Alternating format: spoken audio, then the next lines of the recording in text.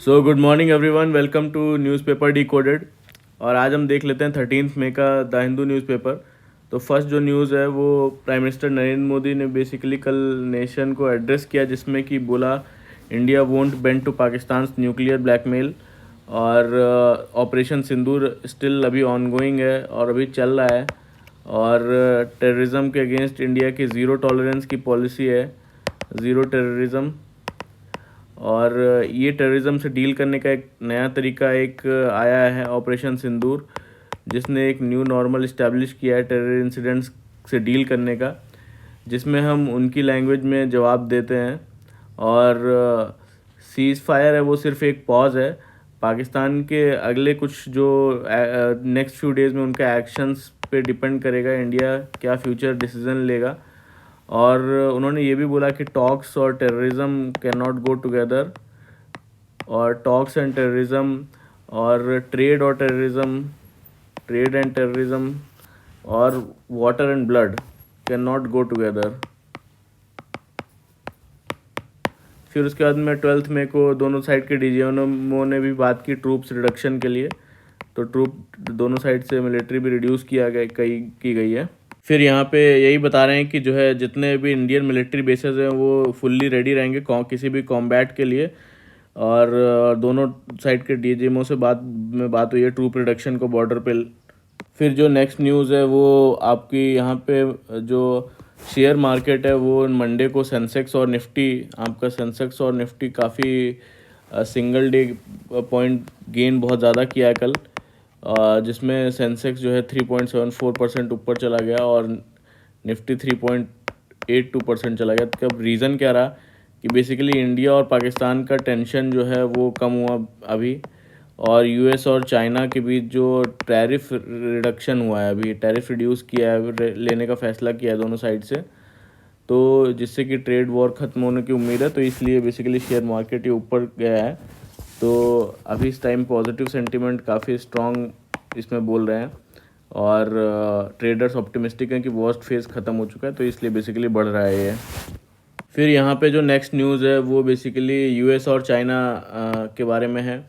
इन्होंने अपने बीच में चल रही जो ट्रेड वॉर इनके बीच में चल रही थी उसमें 90 डेज़ का सीज़ फायर लाया, 90 डेज सीज़ फायर अनाउंस किया, जिसमें दोनों देश अपना टैरिफ जो है वो कम करेंगे, रोल बैक करेंगे। तो यूएस ने जो चाइनीज़ गुड्स हैं वो पहले उस पर 145% टैरिफ लगाया था, उसको रिड्यूस करके अब 30% कम कर दिया है, 115 परसेंटेज पॉइंट कट किया है। वहीं चाइना ने जो है यूएस के इंपोर्ट्स पे सेम लेवल कट 10% तक का लगभग किया है। तो अब वही बोल रहे हैं कि जो है ये एक एग्रीमेंट इम्पॉर्टेंट स्टेप है फ्यूचर कोऑपरेशन के लिए, और दोनों साइड्स कंसल्टेशंस करते रहेंगे जिसमें ट्रेड इश्यूज़ पर डिस्कशंस रहेगा।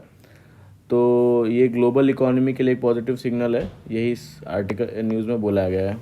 फिर जो नेक्स्ट न्यूज़ है वो बेसिकली यहाँ पे हमारे लिए कुछ इतना इम्पोर्टेंट है नहीं इसमें। फिर 4 times India always choose Buddha over yuddha says खड़गे। फिर यहाँ एक शेषाचलम फॉरेस्ट है, वो कहाँ पे है, बायोस्फीयर रिजर्व आंध्र प्रदेश में है। और फिर यहाँ पे फिर यहाँ पे 20 माइल एक जो स्पेशल पर्पस व्हीकल बनाई गई है जो कर्नाटका में इंफ्रास्ट्रक्चर प्रोजेक्ट के लिए। तो ये देख लेते हैं स्पेशल पर्पस व्हीकल क्या होता है। एक स्पेशल पर्पस व्हीकल एक कंपनी या एक ट्रस्ट होती है या लिमिटेड लाइबिलिटी कंपनी पार्टनरशिप होगी, जिसमें एक स्पेसिफिक प्रोजेक्ट के लिए, है ना, क्योंकि स्पेशल पर्पस व्हीकल है तो स्पेसिफिक प्रोजेक्ट या ऑब्जेक्टिव के लिए, स्पेसिफिक पर्पस या ऑब्जेक्टिव के लिए ये बनाई जाती है। ज़्यादातर ये फाइनेंशियल पर्पस होता है या इंफ्रास्ट्रक्चर पर्पस होता है या रियल एस्टेट प्रोजेक्ट होगा उसके लिए बनाया जाता है। तो इसमें कौन कौन से मॉडल यूज़ हो सकते हैं, पब्लिक प्राइवेट पार्टनरशिप मॉडल भी यूज़ हो सकता है ना। तो जैसे एग्जांपल क्या है कि मान लीजिए कोई एक सोलर पावर प्लांट बनाना है, तो उसमें वो एक कंपनी क्या करेगी, स्पेशल पर्पस व्हीकल बनाएगी, है ना। तो वो सिर्फ उस प्रोजेक्ट के लिए, अगर वो प्रोजेक्ट फेल भी हो गया तो उसकी पेरेंट कंपनी पे कोई उसका असर नहीं पड़ेगा। तो ये बेसिकली एसपीवी होता है। तो वही अभी एक 20 माइल स्पेशल पर्पस व्हीकल जो है कर्नाटका में बिग टिकट इंफ्रास्ट्रक्चर प्रोजेक्ट्स को जो है वहाँ पे एग्जीक्यूट कर रही है। तो एसपीवी के बारे में बेसिकली जानना था इसमें। फिर जो नेक्स्ट न्यूज़ है वो बेसिकली अभी सुप्रीम कोर्ट का एक वर्डिक्ट आया है कि जो न्यू एजुकेशन पॉलिसी को तमिलनाडु, वेस्ट बंगाल और केरला में जो है इम्प्लीमेंट करने को जो है इन्होंने डिसमिस किया है। बेसिकली वो बोला है कि जो नेशनल एजुकेशन पॉलिसी है आपकी और जो यूजीसी है कि नए रूल्स जो है वो बेसिकली जो कॉन्स्टिट्यूशनल प्रिंसिपल्स हैं उनके अनुकूल नहीं है, और तो इसलिए उन्होंने ये एनफोर्समेंट जो नेशनल एजुकेशन पॉलिसी का है उसको डिसमिस किया है। तो अब देख लेते हैं कि न्यू एजुकेशन पॉलिसी बेसिकली उसके कुछ जो है फीचर्स क्या हैं न्यू एजुकेशन पॉलिसी के। तो न्यू एजुकेशन पॉलिसी जो है वो आपकी न्यू एजुकेशन पॉलिसी, तो ये इसका स्ट्रक्चर चेंज कर दिया गया है, 5+3+3+4 कर दिया गया है, जिसमें कि 5 ये क्या है, फाउंडेशनल स्टेज है स्टूडेंट का। फाउंडेशनल स्टेज जिसमें 3 ईयर जो है आपके प्री स्कूल का रहेगा और प्लस क्लास 1 और 2 रहेगा, है ना। फिर उसके बाद में प्रिपरेटरी स्टेज आता है, प्रिपरेटरी स्टेज जिसमें कि क्लास 3 to 5 रहेगा, ठीक है। फिर उसके बाद में मिडिल स्टेज है, मिडिल स्टेज में 6 to 8th क्लास रहेगा। फिर सेकेंडरी स्टेज आता है, सेकेंडरी स्टेज में आपका क्लास 9 to 12th रहेगा। तो अब इसमें आंगनवाड़ी और प्री प्राइमरी एजुकेशन को भी फॉर्मल फ्रेमवर्क में लाना है, ठीक है। और क्लास 5 तक आपको मदर टंग या रीजनल लैंग्वेज में जो है पढ़ाई करानी है, मदर लैंग्वेज में, ठीक है, अप टू क्लास 5। और क्लास 6 से आपको वोकेशनल एजुकेशन भी देना है, वोकेशनल ट्रेनिंग, ठीक है, कि जॉब के साथ साथ आप मतलब जो है पढ़ाई के साथ साथ आप स्किल सीख सकें ऐसी जिसमें आपको आगे रोज़गार में मदद हो। फिर उसके बाद में आपका हायर एजुकेशन के लिए क्या किया गया है, हायर एजुकेशन में बोला गया है कि ग्रॉस एनरोलमेंट रेशियो जो है आपका 2035 तक 50% करना है ये, ठीक है। और जो आपकी ग्रेजुएशन में 1 साल के बाद सर्टिफिकेट, 2 साल बाद डिप्लोमा, 3 और 4 साल बाद डिग्री, है ना, ये सब एकेडमिक बैंक ऑफ क्रेडिट्स के थ्रू जो है, जो आप कितना भी अगर 1 साल की डिग्री करते हैं तो इसमें क्रेडिट इंस्टॉल हो जाएगा, स्टोर हो जाएगा। और फिर आपको ब्रेक लेके भी अगर आप दूसरे तीसरे साल ज्वाइन करते हैं तो फिर वो कंटिन्यू हो जाएगा इस एकेडमिक बैंक ऑफ क्रेडिट में, आपके जो क्रेडिट्स हैं वो इसमें आते जाएंगे। फिर एक नेशनल टेस्टिंग एजेंसी जो है एनटीए के थ्रू कॉमन एंट्रेंस एग्ज़ाम कराया जाएगा, आपका एंट्रेंस एग्ज़ाम रहेगा सारे जो कॉलेज एडमिशन्स के लिए, है ना। तो ये सब चीज़ें हैं बेसिकली जो थोड़े बहुत फीचर्स हैं। फिर उसके बाद में इसमें कुछ और भी है, जैसे फीचर्स जैसे 3 लैंग्वेज फार्मूला है। 3 लैंग्वेज फार्मूला में क्या है कि आपको स्टूडेंट्स को 3 भाषा सीखनी होगी, जिसमें फर्स्ट आपकी रीजनल लैंग्वेज रहेगी, प्लस हिंदी रहेगी और एक इंग्लिश लैंग्वेज रहेगी। तो स्टेट्स इसी को लेके अपोज कर रहे हैं। और तो बस यही है बेसिकली थोड़ा बहुत फीचर्स जो न्यू एजुकेशन पॉलिसी के हैं। फिर जो नेक्स्ट न्यूज़ है वो बेसिकली अभी जो चाइना ने जर्मेनियम एक्सपोर्ट पे रेस्ट्रिक्शंस लगा रखी हैं, जो कि एक क्रिटिकल मिनरल है, तो उसको लेके बेसिकली इंडिया इंगेज कर रहा है चाइना के साथ कि जर्मेनियम एक्सपोर्ट रेस्ट्रिक्शंस हटाने के लिए। तो जर्मेनियम एक क्रिटिकल मिनरल है जो कि यूज़ होता है आपके सेमीकंडक्टर्स में, ऑप्टिकल फाइबर्स में यूज़ होता है और सोलर पैनल्स में भी यूज़ होता है। तो इसका 50% से ज़्यादा प्रोडक्शन आपका चाइना में ही होता है। और चाइना ने जर्मेनियम और गैलियम दोनों पे ही एक्सपोर्ट रेस्ट्रिक्शंस और बैन लगाए हुए हैं, और स्पेशली यूएसए के लिए। तो 2023 से इन्होंने एक्सपोर्ट लाइसेंस का भी कंडीशन भी लाई है बाकी कंट्रीज़ के लिए। तो इंडिया में जो है वो बेसिकली जर्मेनियम का जो प्रोडक्शन है वो ज़ीरो प्रोडक्शन, तो पूरा इंपोर्ट डिपेंडेंट है इंडिया। तो अभी तो यूएई के थ्रू इंपोर्ट हो रहा है।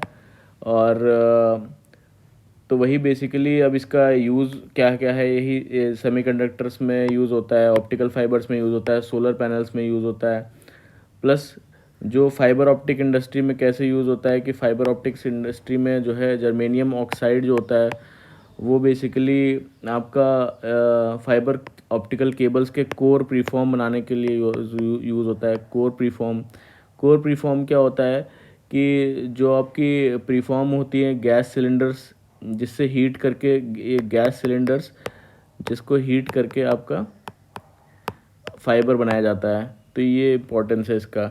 तो वही उसी को लेके एक्सपोर्ट रेस्ट्रिक्शंस को लेके इंडिया एंगेज कर रहा है कि जर्मेनियम हमें एक्सेस मिले।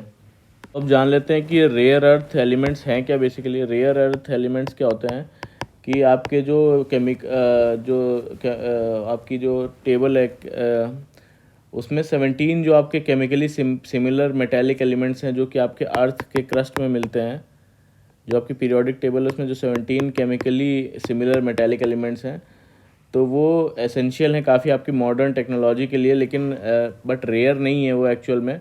बट ये है कि एक्सट्रैक्शन उनका डिफ़िकल्ट है काफ़ी अर्थ से। तो 2 कैटेगरीज में डिवाइडेड हैं। एक तो और एग्जांपल हो सकते हैं आपके जैसे गैडोलिनियम, टेर्बियम, सीरियम, है ना, और ये सब स्कैंडियम, यट्रियम।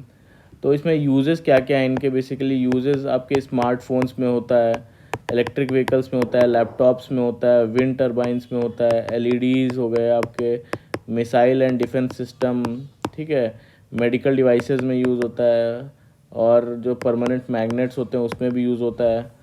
तो इसका जियो पॉलिटिकल इम्पोर्टेंस क्या है कि जो 60 to 70% जो इसका ग्लोबल रेयर अर्थ प्रोडक्शन है मिनरल्स का, वो चाइना कंट्रोल करता है, और एक्सट्रैक्शन इसका काफ़ी डिफ़िकल्ट होता है और एनवायरमेंटली चैलेंजिंग और एक्सपेंसिव भी होता है ना। तो ये इसका इम्पोर्टेंस है।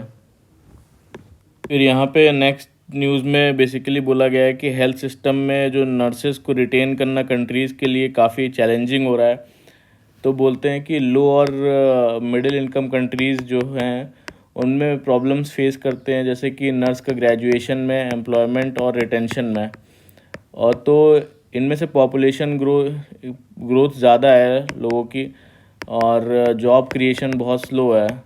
तो इसलिए ट्रेंड नर्सेज का यूज़ प्रॉपर्ली नहीं हो रहा है, और तो इसमें डोमेस्टिक इन्वेस्टमेंट कंट्रीज़ को बढ़ानी होगी। फिर उसके बाद में कुछ डेटा दिया हुआ है, वो हमारे लिए इम्पोर्टेंट नहीं है उतना, तो जस्ट ये न्यूज़ है इसमें। फिर यहाँ पे ट्रम्प का ऐसा क्लेम है कि उन्होंने बेसिकली जो सिर्फ इंडिया और पाकिस्तान के बीच में उनका ऐसा क्लेम है कि सीज़ फायर नहीं करवाया सिर्फ, बल्कि एक न्यूक्लियर वॉर भी रुकवा दी। उन्होंने ये भी बोला कि अगर इंडिया पाकिस्तान नहीं रुकते तो हम दोनों के साथ ट्रेड भी बंद कर सकते थे। बट इंडिया ने इसको क्रिटिसाइज़ किया है, और इंडिया ने बोला है कि उसकी जो पॉलिसी है वो कश्मीर पे जो है 3 पॉइंट्स पे बेस्ड है कि कोई भी मेडिएशन नहीं, no third party mediation Kashmir के मुद्दे पे।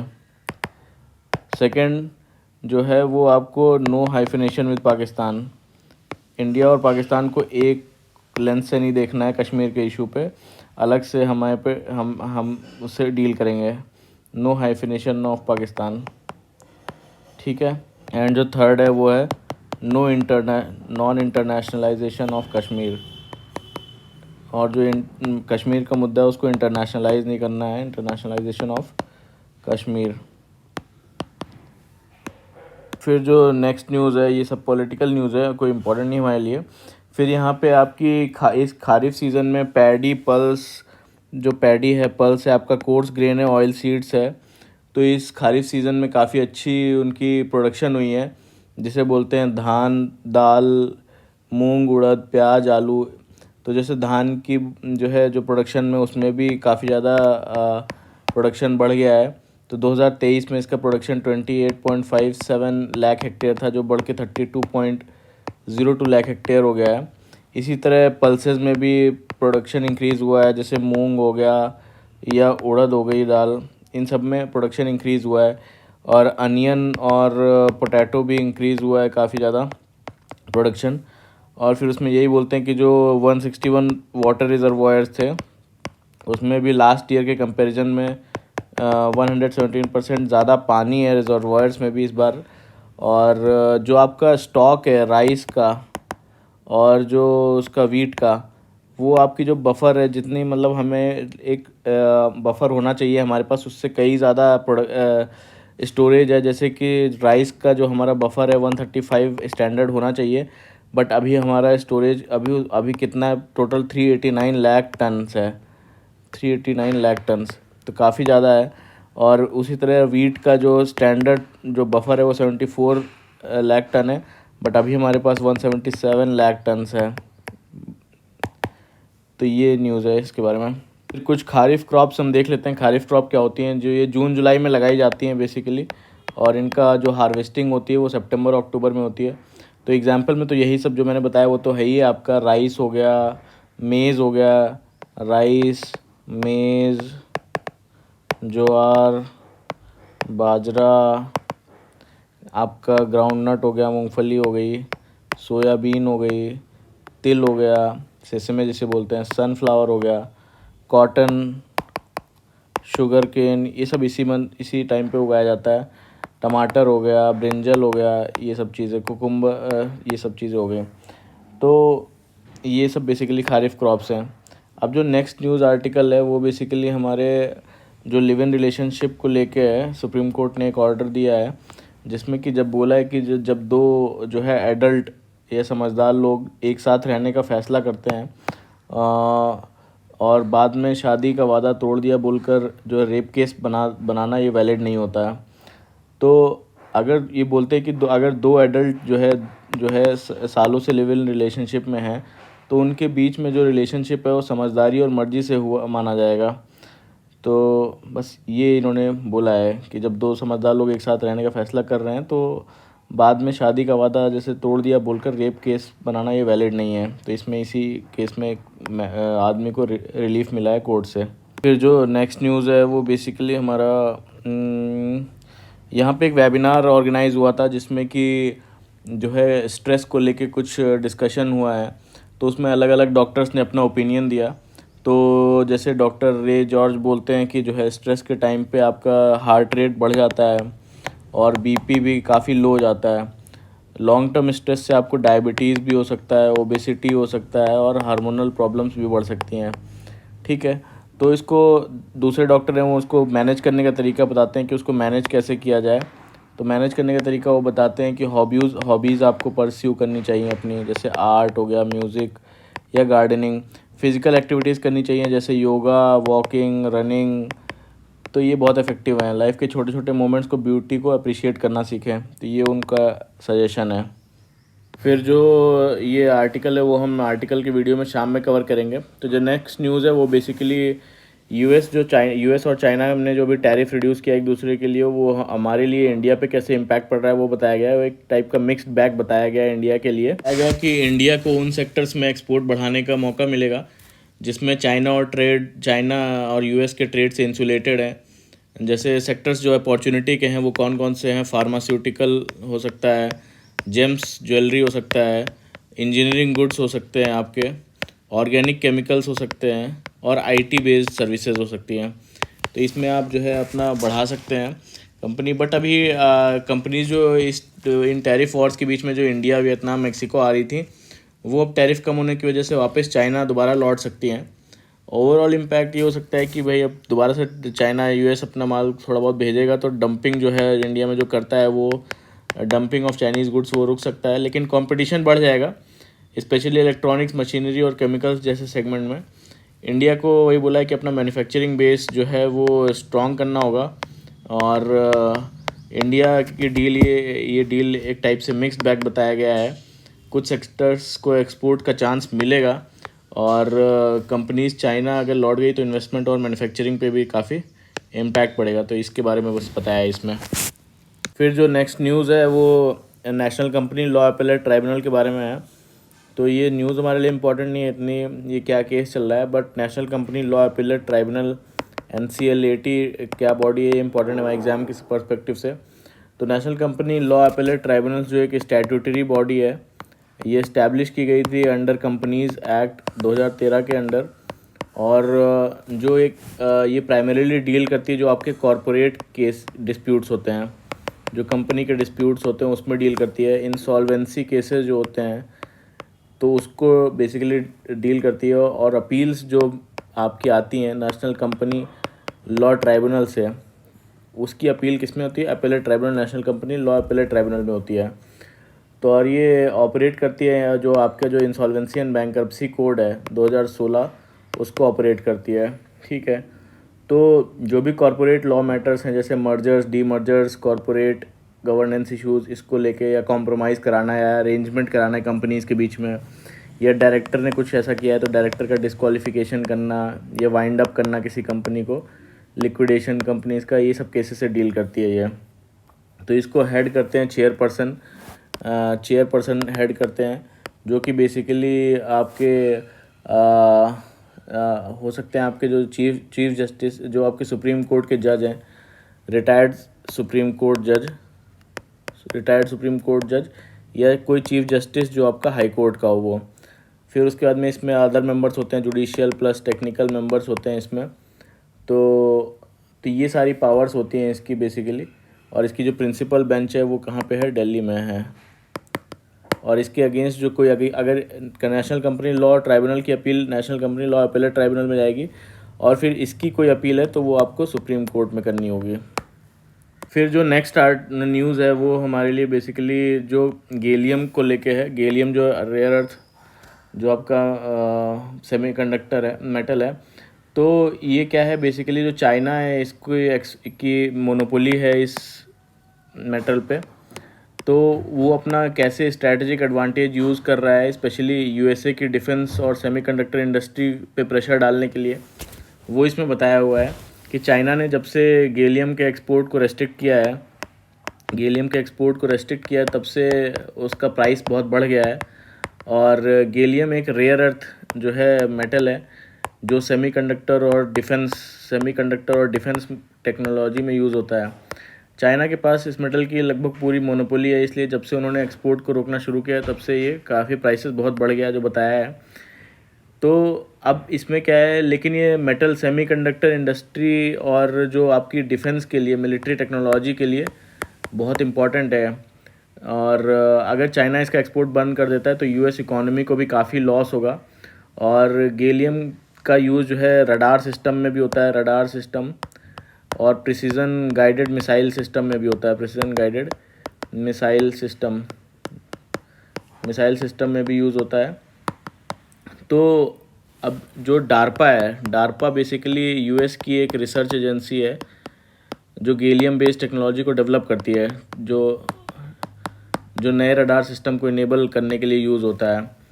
तो यूएस में जो फास्ट मूविंग और थ्रेट्स को रोकता है, जैसे प्रिसीजन गाइडेड मिसाइल्स। तो इसलिए जब चाइना गैलियम एक्सपोर्ट्स को कंट्रोल करता है जब ये, तो वो अपने स्ट्रैटेजिक एडवांटेज को यूज़ करता है कि जो यूएस की डिफेंस और सेमीकंडक्टर इंडस्ट्री पे प्रेशर डालने के लिए। तो ये इस आर्टिकल में बेसिकली बताया हुआ है, gallium lens on China's mineral dominance. फिर जो नेक्स्ट न्यूज़ है वो बेसिकली अभी जो यूके के जो प्राइम मिनिस्टर हैं, जो आपके कीर स्टारमर, उन्होंने यूके की जो इमिग्रेशन पॉलिसी है तो वो बेसिकली टाइट कर दी है।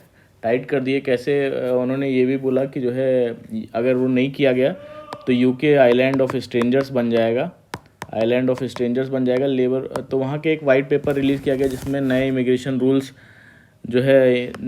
रूल्स बताए गए, जिसमें कि अगर ये रूल्स लागू होते हैं तो कुछ केसेस में परमानेंट रेजिडेंस वहाँ पे लेने का क्राइटेरिया है वो 5 साल से बढ़ के 10 साल हो जाएगा। और इमिग्रेंट्स के लिए इंग्लिश लैंग्वेज स्टैंडर्ड को भी रेज़ किया जाएगा। और सोशल केयर वीज़ा जो मिलता है वहाँ पे रूट, सोशल केयर वीज़ा, उसको बंद कर दिया जाएगा। और जो नए रूल्स के इम्पैक्ट उन इंडियन इमिग्रेंट्स पर भी पड़ेगा जो यूके में वर्क और स्टडी वीज़ा पर हैं।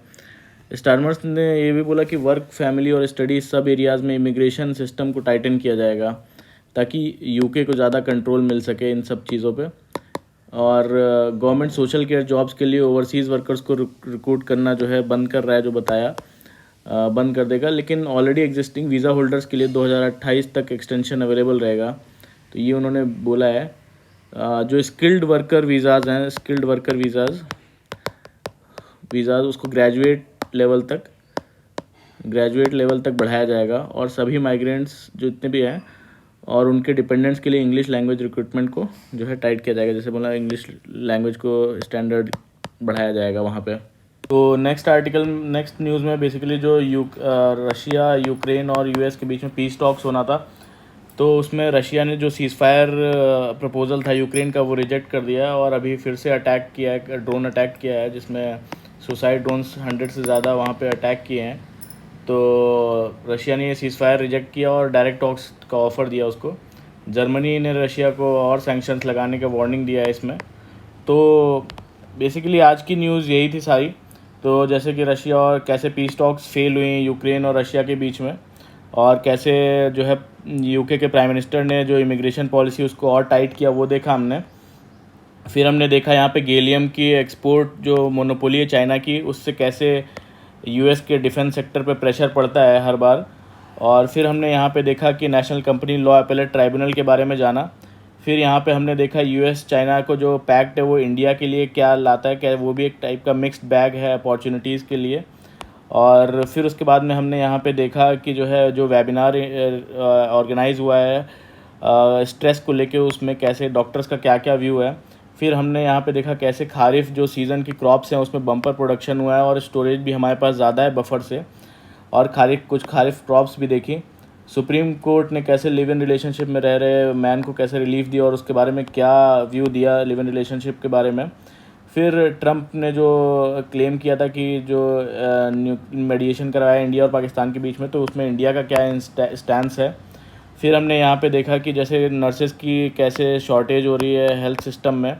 फिर हमने यहाँ पे नेशनल एजुकेशन पॉलिसी के बारे में जाना। और फिर यहाँ पे हमने कैसे जो आपका जर्मेनियम एक्सपोर्ट है उस पर कैसे चाइना रेस्ट्रिक्शन लगाता है और उसकी क्या इंपॉर्टेंस है, और रेयर अर्थ एलिमेंट्स के बारे में हमने जाना। फिर यहाँ पे हमने देखा कि न्यू एजुकेशन पॉलिसी के बारे में जाना, यहाँ पे बेसिकली उसके फीचर्स के बारे में जाना और उसमें क्या कंट्रोवर्सी है उसके बारे में देखा। फिर यहाँ पे हमने स्पेशल पर्पस व्हीकल के बारे में देखा। फिर उसके बाद में हमने यहाँ पे कैसे सेंसेक्स और निफ्टी में क्यों राइज़ आया है अभी ड्यू टू इंडिया पाक टेंशन जो रिलीज़ हुआ है, और यूएस ट्रेड चाइना ने जो ट्रेड टैरिफ है वो बेसिकली रिड्यूस हुआ है उसकी वजह से। फिर उसके बाद में हमने यहाँ पे देखा कि प्राइम मिनिस्टर मोदी ने अपने एड्रेस में क्या नेशन को एड्रेस किया। तो ये था बेसिकली आज का हमारा न्यूज़ डिस्कशन। और प्लीज़ अगर आपको अच्छा लगा हो हमारा न्यूज़ डिस्कशन तो प्लीज़ हमें वीडियो को लाइक करें, कमेंट करें और सब्सक्राइब करें। Thank you very much for the discussion.